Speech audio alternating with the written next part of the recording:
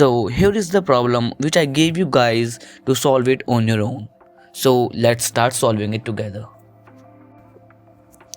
First, have a look at our promise carefully.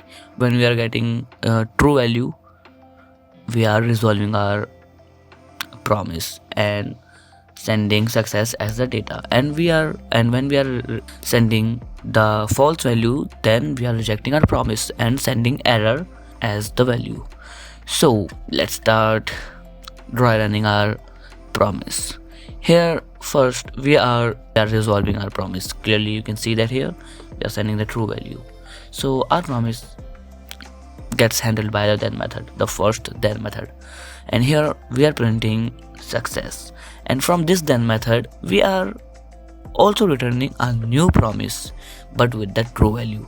So our promise gets resolved and we are going into the next then method, and in this then method we are comparing data is not equals to victory. But what we are getting when we are resolving our promise, we are getting success in our data. So is success is not equals to victory? Yes, it's true. So we are throwing an error because success is not equals to victory, and we are throwing an error with the string defeat. So we are directly jumping to the first catch method. So in this catch method we are printing defeat. We are printing our variable as it is, so it prints defeat, and from this catch method we can clearly see that we are also returning a new promise from here but with the false value.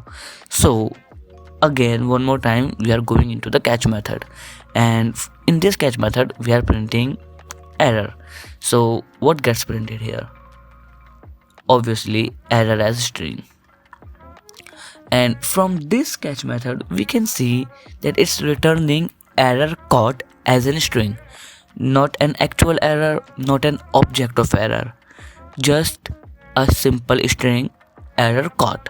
So obviously it's going to get handled by the then method, and from this then method, and in this then method we are printing data, and in our data we have error caught as a string, so it gets printed here.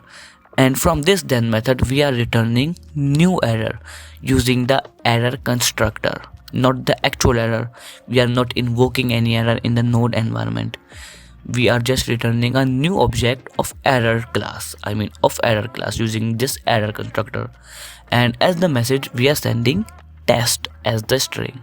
So obviously there is no error, so no catch method, and we go for the next then method in the chain, and in the next chained then method we can see that we are printing success with the capital S, and after that we are printing data.message.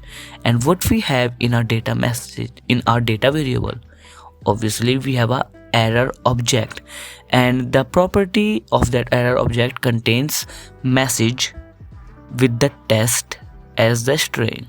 So here we print success : test.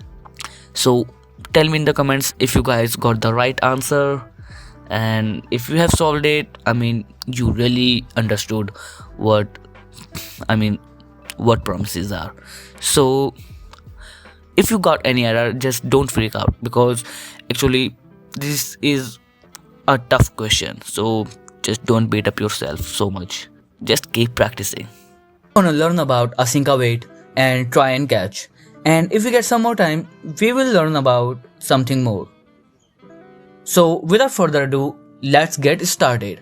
First we create our promisified function as usual, and instead of using then and catch methods, here we are going to use asynchronous function created by using the async keyword, and in that function we use await keyword, and using that, when our promise is resolved, we can get the value from the promise if it is resolved. And that's it. Don't forget to like, subscribe.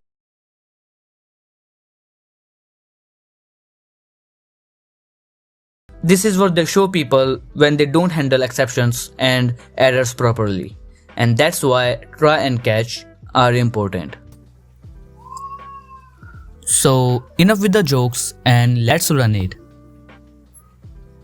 Here we can clearly see that when our function resolved, it has printed success without any problem.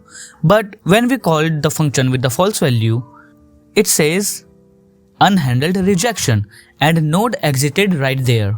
An unhandled rejection has occurred, and to avoid that situation, we have to use try and catch. Not the methods, but the try and catch block.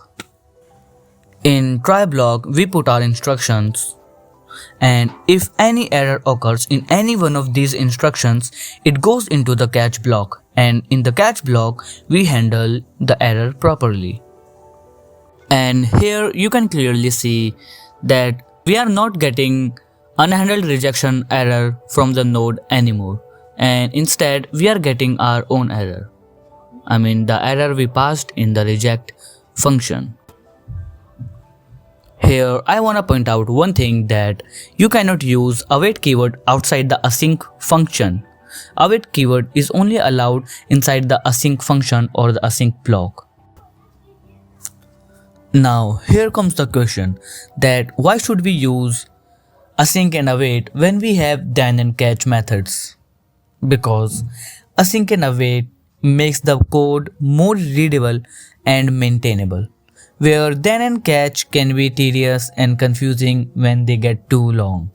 So async and await is a more cleaner way of writing code, and it's always a best practice to catch unhandled errors or to handle unhandled errors properly or exceptions properly. What you are seeing here is called immediately invoked function expression, IIFE in short.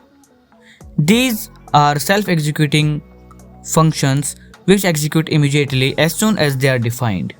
We used it here because, as I mentioned, we cannot use await outside the async function or the async block. So here I created the async IIFE for this demonstration. Here you can clearly see, or you can clearly compare, that async await is more cleaner and readable than the then and catch. If you want to learn more about IIFE, I'm gonna create a short video on that. So stay tuned.